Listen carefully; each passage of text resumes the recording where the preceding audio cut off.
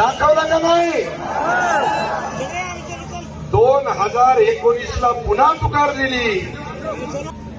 आता बारी आहे. तुम्हाला सांगतो, तुम्हाला माहित नसेल, 2019च्या लोकसभेला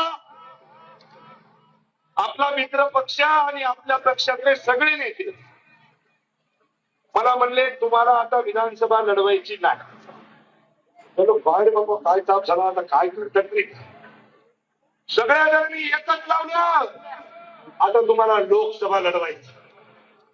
यानं गोठं लोकसभा लढवून बसता, बरोबर आहे की नाही? कैलासवाला अरे शंकरा उघड तिसरा डोळान दर्शन दे रे मला. आलं का लक्षात? त्याच्यामुळं डिवचायचं नाही. आपल्याला ज्यानं ज्यानं डिवचलं कार्यक्रमात